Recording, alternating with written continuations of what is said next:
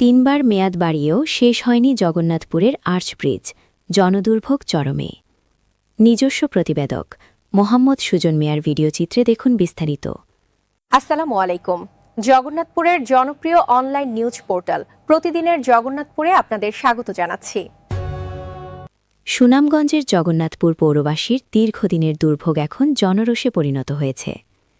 তিনবার সময় বাড়িয়েও শেষ হয়নি নলজোর নদীর ওপর নির্মাণাধীন দৃষ্টিনন্দন আর্চ ব্রিজের কাজ। বিকল্প ব্যবস্থা হিসেবে তৈরি করা বাঁশের সাঁকোটিও এখন চলাচলের অনুপযোগী। আমরা জগন্নাথপুরবাসী যে কষ্টের মাঝে পড়ছি, যে লাঞ্ছনার মাঝে পড়ছি, এই দুঃখ আমরা কর্তৃপক্ষের কোনোভাবেই বুঝাইতে পারতেছি না। কর্তৃপক্ষ উদার হয়ে জগন্নাথপুরবাসীর কষ্ট, জনগণের কষ্ট তারা মুঠেই লক্ষ্য করছে না। তারা যা মনে চায় দুইবার টাইম বাড়াইছে, ব্রিজের সময় বাড়াইছে দুইবার, এখন আবার বাড়ানোর জন্য চেষ্টা শুনতেছি ফেব্রুয়ারিতে না স্বাভাবিকভাবে কেন এত লেট? আমরা তো এখন স্বাধীন বাংলাদেশ। 5 আগস্টের আন্দোলনের পরে এই দেশ তো স্বাধীন হয়ে গেল। আমরা মনে এখনো কি আওয়ামী লীগ কবজার ভিতরে দেশ রয়ে গেল, প্রশাসনটা রয়ে গেল, উপজেলা রয়ে গেল? না, তা তো হতে পারে না। এটা কষ্টকর বিষয়। আমি প্রশাসনের দৃষ্টি আকর্ষণ করে বলছি, আপনারা অত দ্রুত ফেব্রুয়ারিতে কেন, জানুয়ারিতে ব্রিজ সম্পূর্ণরূপে 100% চালু করে দেয়। আমি প্রশাসনকে বলছি, আপনারা অতি তাড়াতাড়ি কাজ শেষ করেন। জগন্নাথবাসীর দুঃখ দেখে আপনারা লক্ষ্য করেন, দয়া করে আপনারা এই ব্রিজটা চালু করে দেন, জানুয়ারিতে চালু করে দেন এবং 100% ফলে প্রবাসী অধ্যুষিত এই এলাকায় সাধারণ মানুষকে প্রতিদিন চরম জীবনের ঝুঁকি নিয়ে যাতায়াত করতে হচ্ছে।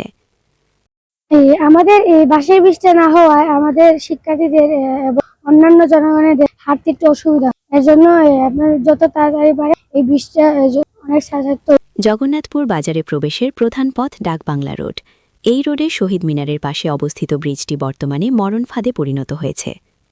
ব্রিজের মাঝখান দেবে গিয়ে নিচের দিকে ঝুলে আছে, যার যে কোনো মুহূর্তে বড় ধরনের দুর্ঘটনার কারণ হতে পারে।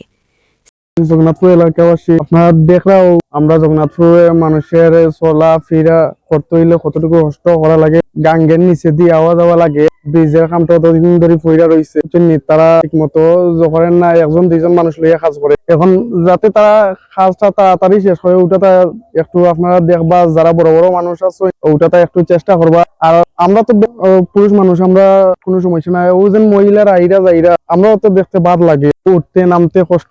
স্থানীয়রা জানান, এই জরাজীর্ণ ব্রিজ দিয়ে প্রতিদিন হাজারো মানুষ ও ছোট যানবাহন চলাচল করছে, কিন্তু কর্তৃপক্ষ যেন এক ভয়াবহ দুর্ঘটনার অপেক্ষা করছে। বাজার থেকে বের হওয়ার বিকল্প পথ হিসেবে হেলিপ্যাড মাইক্রোবাস স্টেশনের পাশে নলজোর নদীর ওপর একটি ডাইভারশন ব্রিজ নির্মাণ করা হয়েছে। স্থানীয়রা এর করুণ অবস্থার কারণে নাম দিয়েছেন খালপড়া তেজ। এই ব্রিজ সংলগ্ন মাত্র 300 ফুট রাস্তার অবস্থা এতটাই নাজুক যে এই সামান্য পথ পাড়ি দিতেই মানুষের নাভিশ্বাস উঠছে। রাস্তার খানাখন্দে রিকশা বা অটোরিকশা উল্টো যাওয়া এখন নিত্যদিনের ঘটনা। সামান্য বৃষ্টি হলেই এই ডাইভারশন রোড দিয়ে হাঁটা অসম্ভব হয়ে পড়ে। রাস্তা ও ব্রিজের এই জরাজীর্ণ অবস্থার কারণে কোনো বড় গাড়ি বা মালবাহী ট্রাক বাজারে ঢুকতে পারছে না। বিকল্প পথে ছোট যানবাহনগুলো ঢুকতে চাইলেও অপরিকল্পিত ডাইভারশন ও ভাঙা রাস্তার কারণে সৃষ্টি হচ্ছে তীব্র যানজট। ঘণ্টার পর ঘণ্টা জ্যামে আটকে থেকে অসুস্থ রোগী ও সাধারণ মানুষের ভোগান্তি আকাশচুম্বী। জগন্নাথপুর একটি প্রবাসী অধ্যুষিত এলাকা হওয়া সত্ত্বেও অবকাঠামোগত এমন অবকাঠামো মেনে নিতে পারছেন না স্থানীয়রা। প্রবাসীদের পাঠানো রেমিটান্সে দেশের অর্থনীতি সচল থাকলেও তাদের নিজ জন্মভূমি আজ অনুন্নত যোগাযোগ ব্যবস্থার কারণে অবহেলিত। জনসাধারণের দাবি, সংশ্লিষ্ট কর্তৃপক্ষ যেন কালক্ষেপণ না করে দ্রুততম সময়ের মধ্যে আর্চ ব্রিজের কাজ সমাপ্ত করেন এবং বাজারের প্রবেশ ও বাহির হওয়ার রাস্তাগুলো জরুরি ভিত্তিতে সংস্কার করে যানমালের নিরাপত্তা নিশ্চিত করেন। বিশেষ করে ব্রিজটা অনেকেই মনে করে 3 বছর হয়ে গেছে। 3 বছর হয়েছে কথাটি। আপনার এইবার রমজান আইলে, সামনে রমজানের 5 তারিখ আইলে 3 বছর হইব।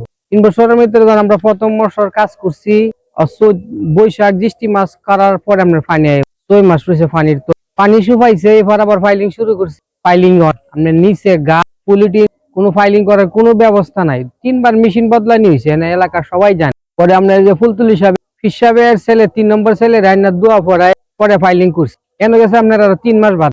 3 মাস আর পানির তুলে রইল 6 মাস। আপনার সময় গেল 9 মাস। আমরা 3 বছরে 6টা ঈদ পাইছি। 6টা ঈদ আপনি 15 দিন করে বাধা হোক, তাহলে এখন আরো 3 মাস, তাহলে 3 মাস আর 9 মাস। আমরা তো 1 বছর এমনি গেছে। নাহান কারণে নাহান জামেলে তো আমরা 1 বছর গেছে। কাজ করছি মাত্র 2 মাস। কাজ আল্লাহর মতো শেষ হয়ে গেছে। এতো আজকে মাসের 17 তারিখ মনে। এই মাসের ভিতরে কাজ শেষ হয়ে যাবো আল্লাহর মতো। এই মাসের ভিতরে কাজ শেষ হয়ে যাবো। শেষ হলে একটু রং টং বা সেই করা লাগবো, যতদিন লাগে তাই কাজ শেষের পথে। জি, এটা ইনশাল্লাহ হইব। স্যারে যেটা কয়েছি আপনার এই যে ওইদিকে আপনার একটা বাসু সাফ আছে, এটা আপনার অফিসের আছে। অনেকদিন আমি দীর্ঘদিন অফিস থেকে টাকা দিয়েছি, আমি ঠিকঠাক করে দিতাম, ওখানে বেশি ভাঙ্গা গেছে। পরে এটা আমরা নিজের করেছেন 5,000 টিয়ার মাটি কাটা দিয়ে এনে যে বাঁশ কাঠ, এটা আমি প্রতিরোধে আইসেরাম মানুষ যাতে যাইতে পারে আমি ব্যবস্থা করে রাখি।